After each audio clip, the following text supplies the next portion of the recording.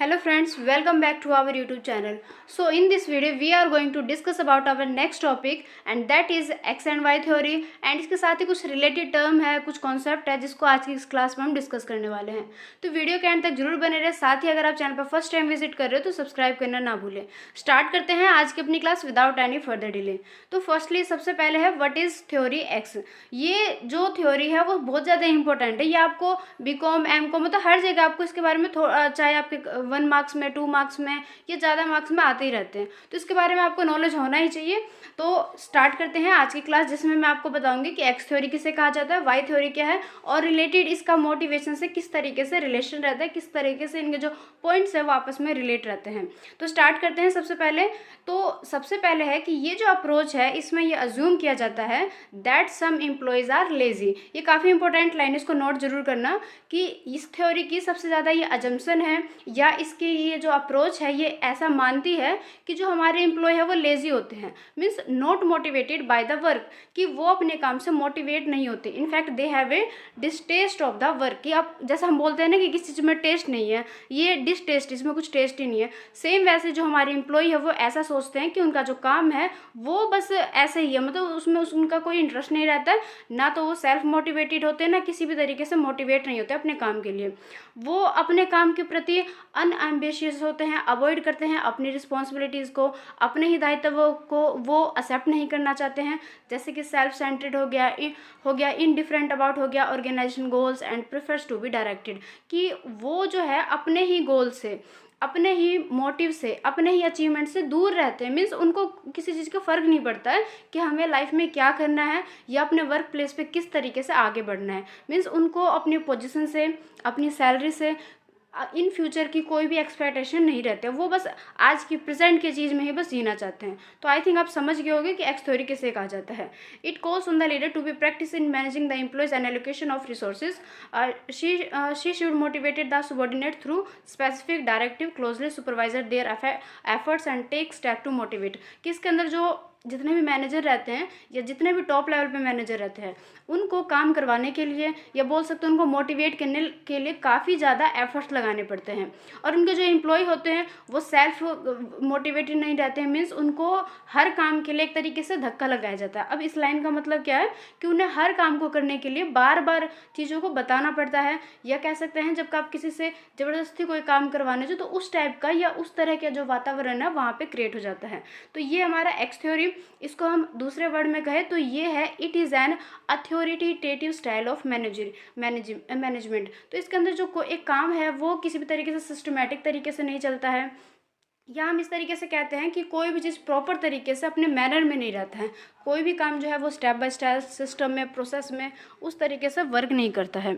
उनका क्या रहता है, बस काम को जैसे तैसे कंप्लीट करना है। जैसे कि आप देखोगे जिनकी सैलरी फिक्स हो जाती है और वो छोटे मोटे एम्प्लॉय है, उनको पता रहता है कि हम काम करें या ना करें हमें इतनी सैलरी मिल जाएगी। तो वो क्या होता है, वो किसी और चीज़ के लिए मोटिवेट ही नहीं होना चाहते, वो चाहते ही नहीं कि आगे जाके उनके साथ और क्या क्या चेंजेस आने वाले हैं उनके जॉब वर्क में। तो वो बस उनको जैसी जॉब मिल गई है बस वो वहीं तक सीमित रहना चाहते हैं, कोई मोटिवेशन, कोई एफर्ट, कोई कुछ नहीं करना होता है। तो ये जो थ्योरी है इसे हम कहते हैं एक्स थ्योरी। इसका जो नेक्स्ट थ्योरी है वाई थ्योरी, ये इसके जस्ट अपोजिट है। मीन्स जितनी बातें मैंने आपको नेगेटिव वे में बताया है उन्हीं को अगर हम पॉजिटिव में देख ले, मीन्स उनको हम अच्छे तरीके से अगर हम उसको मान ले, समझ ले, तो वो बन जाती है हमारी वाई थ्योरी। जैसे कि वाई थ्योरी अज्यूम करती है कि जो हमारे सबॉर्डिनेट है do not dislike the work, कि वो अपने काम से डिसलाइक नहीं रहते, नापसंद नहीं रहता है, सेल्फ मोटिवेटेड रहते हैं, कैन बी क्रिएटिव, काफ़ी ज़्यादा क्रिएटिविटी रहती है, उनके अंदर स्किल्स रहती है। अगर ना भी रहे तो वो अपनी रिस्पॉन्सिबिलिटीज़ को मानते हैं कि हमें किस तरीके से काम करना, अपने स्किल को किस तरीके से डेवलप करना है। तो ये सारी चीज़ें इनके अंदर रहती है, जिसको हम बोलते हैं कि भाई वो सेल्फ डायरेक्टेड रहते हैं, उनको पता रहता है कि किस काम को किस तरीके से करना। और अगर नहीं भी पता रहे तो वो सेल्फ मोटिवेटेड रहते हैं चीज़ों को समझने के लिए, सीखने के लिए। Leader must response with A participative style of management, और जो लीडर है वो काफ़ी ज़्यादा रिस्पॉन्सिबल रहते हैं अपने मैनेजर के काम के लिए। मीन्स जितने भी काम वाले हैं वो एक दूसरे के प्रति काफ़ी रिस्पॉन्सिबल रहते हैं कि हमें किस तरीके से काम को पूरा करना है, अपने रिस्पॉन्स को पूरा करना है। देन उसके बाद है as such threat of punishment as far less effective in motivating the employee, कि इसके अंदर पनिशमेंट को कम से कम लागू किया जाता है। मीन्स जो एम्प्लॉय है वो ऑलरेडी मोटिवेटेड रहते हैं, अपने काम के लिए जिम्मेदारियों को समझते हैं, तो इसके अंदर पनिशमेंट का कोई रोल नहीं रहता है। Also the employee is committed to an objective that is based upon reward through they may response to different type of rewards, कि इसके अंदर जितने भी हमारे ऑब्जेक्टिव रहते हैं, एज हम एम्प्लॉय काम करें, एज हम मैनेजर करें, मीन्स हमारा जो भी पोजीशन है, हम अपने ऑब्जेक्टिव को अच्छे तरीके से समझते हैं, अपने रिवॉर्ड्स को, मीन्स हमें फ्यूचर पे क्या क्या मिलने वाले हैं, उन सभी चीज़ों के बारे में हम काफ़ी एफर्ट्स लगाते हैं, या बोल सकते हैं कि अपनी पोजीशन को बेस्ट बनाने में अपना हर तरीके से अपना 100% उसमें लगाते हैं। This type of employee generally response better to reward leading to esteem and self actualisation, कि जितने भी एम्प्लॉयज़ रहते हैं वो अपने काम को अच्छे तरीके से कंप्लीट करते हैं ताकि बेटर रिस्पॉन्स मिल सके, बेटर रिवॉर्ड मिल सके। Management attempt to get the maximum output with the least effort on their part, और ये काफ़ी इंपॉर्टेंट है कि मैनेजमेंट को इस तरीके से अटेम्प्ट किया जाता है कि मैक्सिमम आउटपुट लिया जा सके, किससे, लेस एफर्ट को लगा के, मीन्स काम थोड़ा सा करके उससे ज़्यादा से ज़्यादा हम उसके फ़ायदे ले सकें। इस तरीके से आप देख सकते हो कि जो थ्योरी है बिल्कुल एक्स थ्योरी के अपोजिट हो जाता है। इस तरीके से हम कह सकते हैं इनमें जो हमारा एफर्ट है, हमारा एटीट्यूड है, ये काफ़ी ज़्यादा, हमारा जो बिहेवियर है एक तरीके से पॉजिटिव वे में जाता है। तो ये था हमारा वाई थ्योरी। अब हम पढ़ने वाले हैं जिनकी डेफिनेशन है कि किस तरीके से हम इनको एक लाइन में या किस तरीके से इनको हम डिफाइन करते हैं। तो स्टार्ट करते हैं इनके डेफिनेशन को। Theory X and theory Y are part of motivational theories, means जो थ्योरी एक्स एंड जो थ्योरी वाई है वो मोटिवेशनल थ्योरी का एक पार्ट है, उसका एक भाग है। इस लाइन का मतलब ये है कि जहाँ पे हम एक्स थ्योरी और वाई थ्योरी का यूज़ करते हैं वो मोटिवेशन को प्रोवाइड करने के लिए या अपने एम्प्लॉयज़ को मोटिवेट करने के लिए हम इस थ्योरीज़ का यूज़ करते हैं। बेशक हमारे जो एक्स थ्योरीज में नेगेटिव चीज़ों को इंक्लूड करते हैं और वाई थ्योरी में हम पॉजिटिव चीज़ों को इंक्लूड करते हैं, लाइक रिवॉर्ड देके, उनको गिफ्ट देके, सैलरी इंक्रीज करके, उनके पोस्ट को बढ़ा के। वहीं एक्स थ्योरी में हम नेगेटिव चीज़ों को, पनिशमेंट को इंक्लूड करके, लेकिन दोनों का जो मेन मोटिव है वो अपने एम्प्लॉयज़ को मोटिवेट करना होता है। देन है both the theories which are very different from each other, दोनों जो थ्योरीज है वो एक दूसरे के अपोजिट होते हैं, काफ़ी अलग रहते हैं, जिसका यूज़ मैनेजर के द्वारा अपने एम्प्लॉय को मोटिवेट करने के लिए किया जाता है। बस उसके बाद है जो थ्योरी एक्स है वो इंपॉर्टेंस देता है सुपरविजन को, वहीं पे जो वाई थ्योरी है वो देता है स्ट्रेस ऑन रिवॉर्ड को, कि हम किस तरीके से रिवॉर्ड देके, गिफ्ट देके, उनकी पोजीशन में इंक्रीजमेंट ला के या उनके पोस्ट को बढ़ा के हम अपने एम्प्लॉयज़ को मोटिवेट करेंगे। वहीं पे जो एक्स थ्योरी है वो इसका अपोजिट हो जाता है, जिसमें सुपरविजन के द्वारा काफ़ी कठिन बोल सकते हैं, या बोल सकते काफ़ी स्ट्रिक्टनेस वाले कंट्रोलिंग करके हम क्या करते हैं, अपने एम्प्लॉयज़ को मोटिवेट करते हैं, चाहे उनको डरा धमका के, मतलब किसी भी तरीके से आपको बस अपने एम्प्लॉयज़ को मोटिवेट करना है। वहीं वाई थ्योरी उसका अपोजिट हो जाता है, जहाँ पे हम अच्छी चीज़ें या अपने एम्प्लॉयज़ को खुश करके किसी भी तरीके से उस तरीके से मोटिवेट करते हैं। तो ये थोड़ा सा एक तरीका था, या कह सकते हैं कि नॉर्मल सा डेफिनेशन है जो बताता है कि जो X theory and Y theory है वो किस तरीके से डिफाइन करते हैं अपने आप को। उसके बाद है डिस्क्रिप्शन। ये जो पॉइंट है ये डिस्क्रिप्शन हो गया, या जिस तरीके से डेफिनेशन है, ये आपके सिलेबस में इतना ज़्यादा नहीं दे रखा, आपके सिलेबस में थोड़ा अलग तरीके से दे रखा, बट आपको क्या है अपने कॉन्सेप्ट को क्लियर रखना है, अपने कॉन्सेप्ट को काफ़ी स्ट्रॉन्ग रखना है। इस वजह से मैंने यहाँ पे कुछ चीज़ों को ऐड ऑन किया ताकि आपको समझ सको आप अच्छे तरीके से कि जो ये थ्योरीज है वो किस तरीके से है, या इसको हम आसान तरीके से किस तरीके से समझ सकते हैं। तो आप ये मत सोचना कि हमारे सिलेबस में नहीं है या हमारे सिलेबस में अलग तरीके से। देखो जो हमारा मेन टॉपिक है वो सेम होना चाहिए, अंदर के कॉन्सेप्ट को हम किस तरीके से समझते हैं, कितना स्ट्रॉन्ग रखते हैं अपने पॉइंट को, कितना वीक रखते हैं, ये हमारे ऊपर डिपेंड करता है। जितने भी राइटर है वो अलग अलग तरीके से उसको राइट करते हैं। सेम आप देख लो वीडियो में ही, मैं आपको अलग तरीके से समझाऊंगी, किसी और राइटर, किसी और यूट्यूबर की देखोगे आप तो वो अलग तरीके से समझाएंगे। तो मेरे कहने का मतलब बस ये है, क्योंकि मैंने कमेंट में इस तरीके के मैसेज देखे हैं जहाँ पे स्टूडेंट ये कहते हैं कि मैम ये हमारे सिलेबस से मैच नहीं करता है। तो आप ऐसा मत सोचो कि हमारे सिलेबस से मैच नहीं करता या हमारे बुक्स में इस तरीके के लाइन गिवन नहीं है। आपका टॉपिक सेम होना चाहिए, अंदर की चीज़ों को, कॉन्सेप्ट को ज़्यादा से ज़्यादा स्ट्रॉन्ग रखिए, मीन्स उसको सिंपल तरीके से समझिए, ज़्यादा से ज़्यादा अच्छी चीज़ों को, मतलब टफ चीज़ों को भी ना आप ईजी तरीके से समझिए। वो चीज़ क्या है कि आपके बेसिक के, आपके कॉन्सेप्ट को, आपके जो सब्जेक्ट पे जो कमांड बनता है वो आपका स्ट्रॉन्ग रहेगा। तो आई थिंक आप मेरी बात को समझ रहे होंगे, कैच कर रहे होंगे।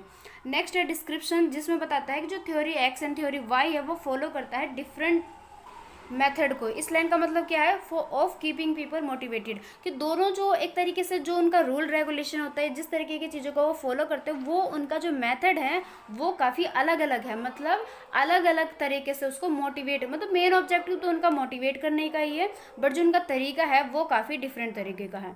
देन उसके बाद है थ्योरी एक्स फॉलो एंड, उसके बाद जैसे कि ये कह रहा है कि जो थ्योरी एक्स है वो फॉलो करता है कि किस तरीके से आप अथ्योरिटिकल अप्रोच को अपनाते हैं। मीन्स इस लाइन का क्या है कि आप किस तरीके से अपने अधिकार का यूज़ करके, जो हमारे मैनेजर है या टॉप लेवल के जितने भी मेरे, वो अपने अथॉरिटी को किस तरीके से यूज़ करते हैं, अपने अप्रोच को किस तरीके से फॉलो करते हैं, ये क्या है हमारा की बन जाता है हमारे अजम्पशन को, या इस अप्रोच में is that the average employee doesn't like work will do anything to avoid it, कि इसके अंदर में एक एम्प्लॉय के द्वारा या उनके साथ में इस तरीके के व्यवहार को अपनाते हैं कि उनका जो अजम्पशन है या उनका जो अप्रोच है वो नेगेटिव तरीके से ही रहता है, लेकिन जो उनका मेन मोटिव है वो मोटिवेट करने का रहता है अपने एम्प्लॉयज़ को। तो उसमें क्या है, जो पर्सन है, मैनेजर है, जो टॉप लेवल के मैनेजर है, वो अपने अथॉरिटी को ज़्यादा अपनाते हैं, मतलब वो अपने अथॉरिटी अप्रोच को ज़्यादा फॉलो करते हैं।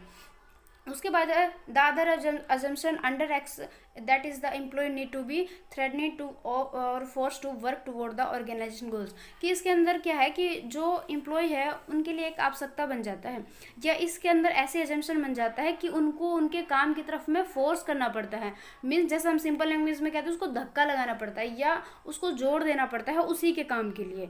तो इसके अंदर क्या किया जाता है, उसको फोर्स किया जाता है उसी के काम को करने के लिए। मीन्स ऑर्गेनाइजेशन के गोल्स को अचीव करने के लिए जो वर्कर है उनको काम करने के लिए काफ़ी फोर्स किया जाता है, उन पर दबाव डाला जाता है।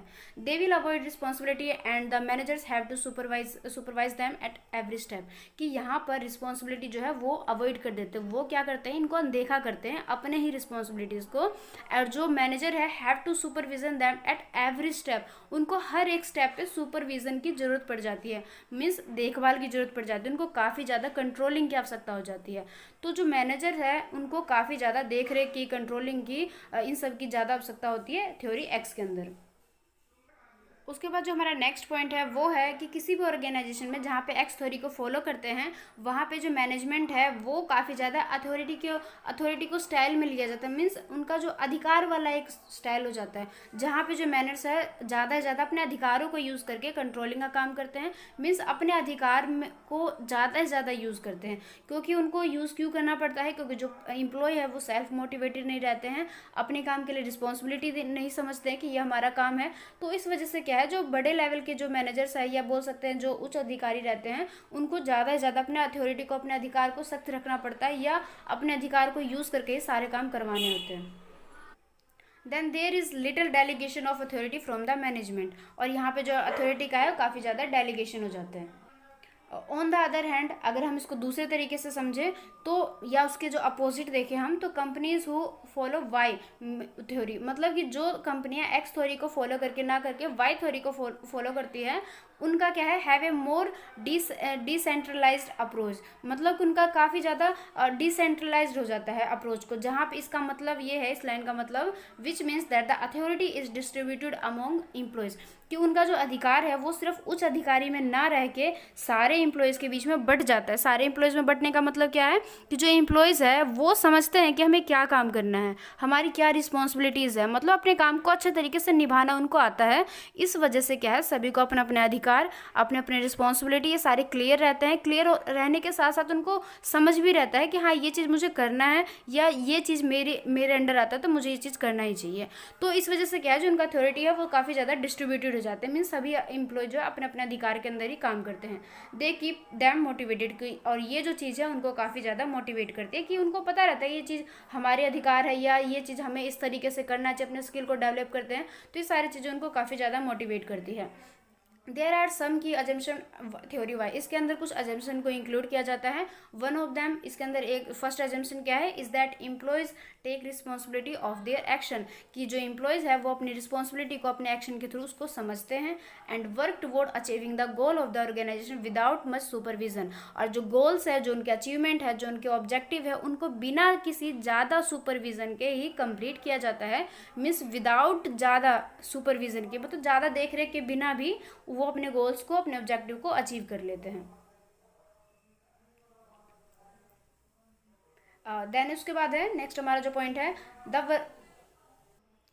The worker more participated and try to solve problem on their own without relying on supervision for guidance. जो एम्प्लॉय है वो बिना किसी प्रॉब्लम के ही या बिना किसी ज़्यादा पार्टिसिपेट के ही, मतलब ज़्यादा कम से कम एफर्ट लगा के वो अपने काम को बस आसानी तरीके से अपने गाइडेंस के अकॉर्डिंग ही, और या बोल सकते हैं कि अपने अथॉरिटी के अंडर रहते हुए अपने काम को अच्छे तरीके से कंप्लीट करते हैं। This type of management style is more common than theory x.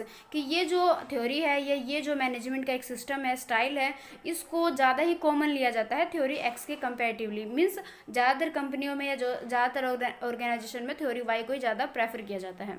In this type of management style even a small employee can participate in the decision making process. और इस तरह के मैनेजमेंट स्टाइल में जहाँ पे हर एक छोटा एम्प्लॉय भी काफ़ी ज़्यादा पार्टिसिपेट करता है डिसीजन को लेने में, मतलब डिसीजन का जो एक प्रोसेस होता है उसमें काफ़ी ज़्यादा अपना रोल प्ले करता है। कौन करता है? थ्योरी वाई के अंडर। देन उसके बाद है theory X work on the idea of punishing people to keep the work going under, while theory Y promoting reward and recognisation play an important role. कि जैसे मैंने आपको पहले हिंट दिया था कि थ्योरी एक्स के अंदर पनिशमेंट को ज़्यादा यूज़ किया जाता है, मीन्स दबाव लगा के जोर डाल के ही काम किया जाता है। इसके अपोजिट अगर देखा जाए तो थ्योरी वाई के अंदर प्रमोशन देके, रिवॉर्ड को देके, उनको उनके प्रमोशन में या उनके सैलरी में इंक्रीजमेंट करके, मीन्स कोई भी ऐसा तरीका यूज़ करके जिससे हमारे एम्प्लॉय खुश हो सके और उनका जो काम में है वो ज़्यादा मन लगा सके, मोटिवेट हो सके। मीन्स उनको खुश करके ही उनसे काम निकलवाया जाता है या उनसे काम करवाया जाता है। तो थ्योरी वाई पॉजिटिव तरीके से जाता है, थ्योरी एक्स जो है वो थोड़ा नेगेटिव में जाता है, बट दोनों का जो मेन ऑब्जेक्टिव है वो हमारे मोटिवेटेड से ही रिलेटेड, उससे ही ज़्यादा रिलेटेड रहता है।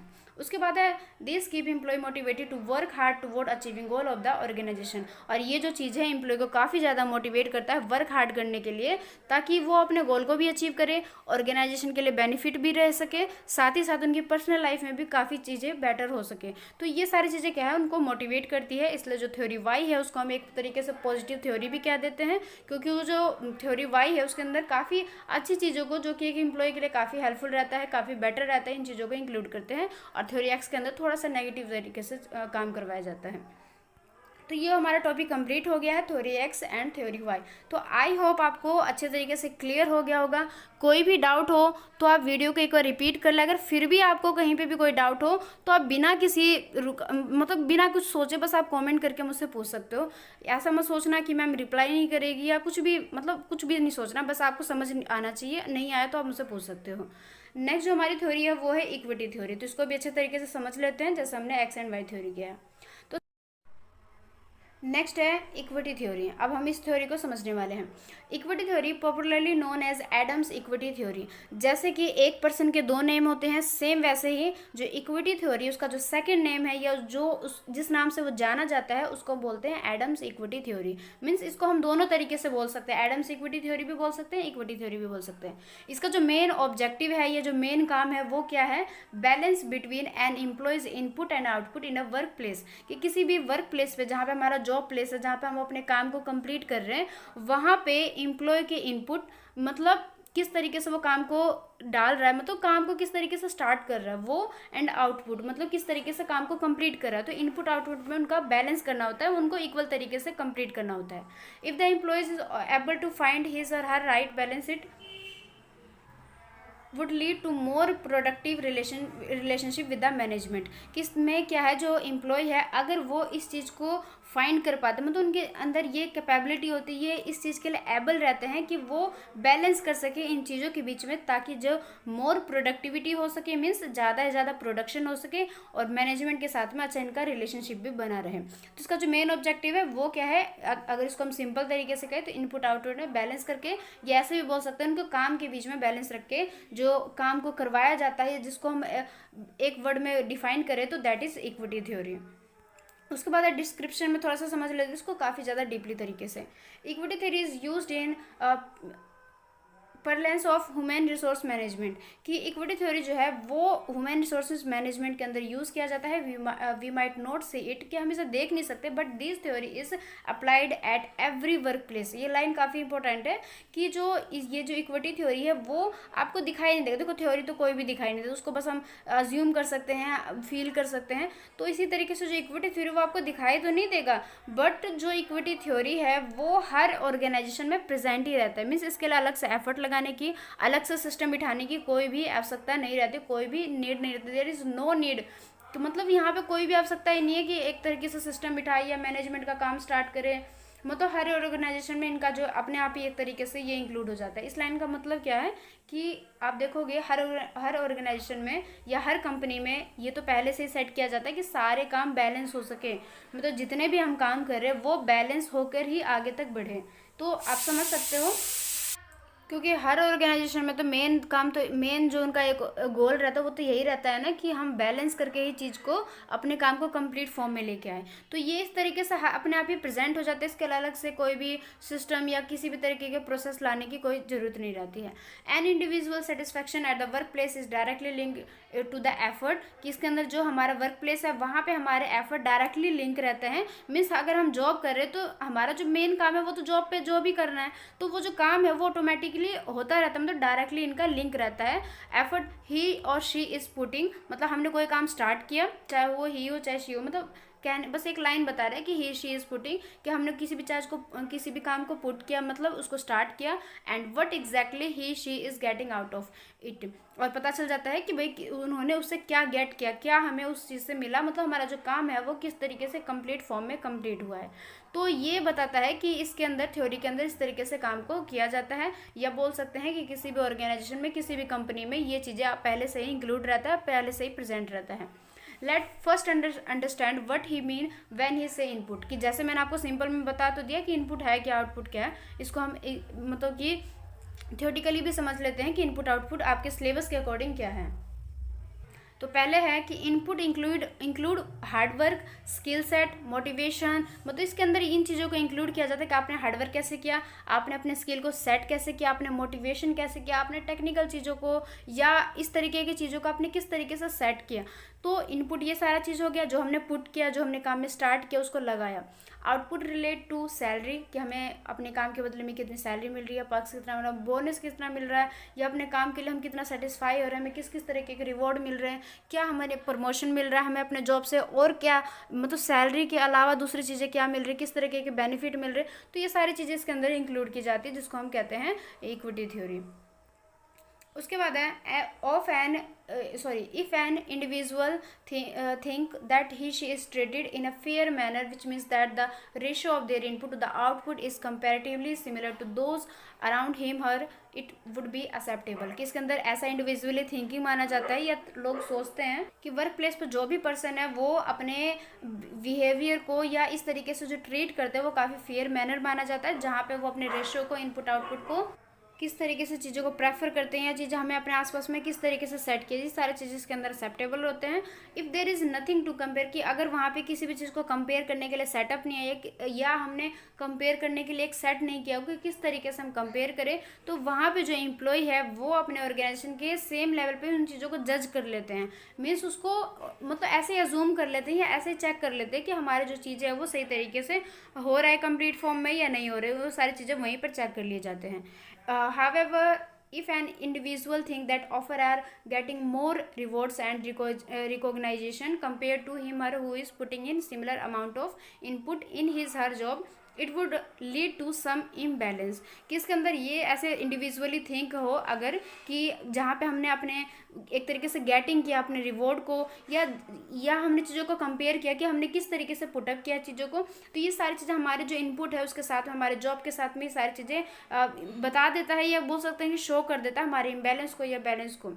उसके बाद है the dissatisfaction often leaves the employee demotivated would result in lower productivity, कि जैसा कि हमें पता है कि जो हमारा डिससेटिस्फैक्शन होता है वो एम्प्लॉय के अंदर डीमोटिवेटेड को छोड़ देता है। इस लाइन का मतलब है कि अगर हम सेटिस्फाई नहीं हो तो वो चीज़ें हमें मोटिवेट नहीं होने देता है, कि अगर हम डिससेटिस्फैक्शन है किसी चीज़ से तो वो चीज़ें हमें साथ ही साथ डीमोटिवेट भी कर देगा, हमारा जो रिजल्ट है वो हमारे लो प्रोडक्टिविटी को शो कर देगा। And in some cases or attrition, मतलब कि और साथ ही साथ हमारे कुछ केसेस में अट्रैक्शन, ये बोल सकते हैं नेगेटिव चीज़ें भी हमें देखने को मिल सकती है। There is one thing to note that, कि यहाँ पे एक चीज़ नोट करने लायक है, काफ़ी इंपॉर्टेंट है। Equity theory doesn't only depend on the input to output ratio, कि मीन्स यहाँ पे ये चीज़ नोट करने वाली है, या बोल सकते हैं लाइन इंपॉर्टेंट है कि इक्विटी थ्योरी ना सिर्फ ये बताता है कि इनपुट आउटपुट किस तरीके से आपस में डिपेंड है, बल्कि उसके साथ में क्या बताता है, but also on comparison with peer group. Peer group का मतलब होता है कि जैसे कि हमने जो भी कंपनी खोल रखी है या जो भी हमारा ऑर्गेनाइजेशन है जिसमें हम अपना जो भी मतलब जो भी हमारी सर्विसेज है या जो भी हम प्रोडक्शन का काम कर रहे हैं, सेम वैसे अगर कोई दूसरा बिजनेसमैन भी अगर उसी चीज़ को हमारे जैसे मतलब हम दोनों का बिजनेस सेम है, इसको आप इस तरीके से समझ सकते हो कि 2 पर्सन का बिजनेस जो है वो सेम है, दोनों जो है एक ही मार्केट के अंदर मतलब एक ही चीज़ को सेल कर रहे हैं, तो वो क्या कहलाएंगे, पीयर ग्रुप कहलाएंगे। तो ये साथ ही साथ बताता है कि जो इक्विटी थ्योरी है वो ना सिर्फ डिपेंडिंग होता है इनपुट आउटपुट रेशो के ऊपर, बट ये साथ में ये भी बताता है कि हम किस तरीके से कंपैरिजन कर सकते हैं अपने विद पीयर ग्रुप के साथ में। तो ये था हमारा इक्विटी थ्योरी। यहाँ पे ये टॉपिक हमारा कंप्लीट हो गया है। आई होप आपको टॉपिक क्लियर हो गया होगा। कोई भी कंफ्यूजन है, कोई भी आपको दिक्कत आ रही हो तो आप मुझसे कमेंट के थ्रू पूछ सकते हो। तो बस आज की क्लास में बस इतना ही करेंगे, मिलेंगे अपने नेक्स्ट वीडियो में जिसमें अपने नए टॉपिक को स्टार्ट करेंगे। आपका सिलेबस बस होने ही वाला है, बस 1-2 वीडियो में सारी चीज़ें कवर हो जाएंगी। तो अगर वीडियो आपको सही लगे, आपके कॉन्सेप्ट क्लियर हो, तो वीडियो को लाइक एंड चैनल को पे अगर आप फर्स्ट टाइम आए हो तो चैनल को सब्सक्राइब जरूर कर लें।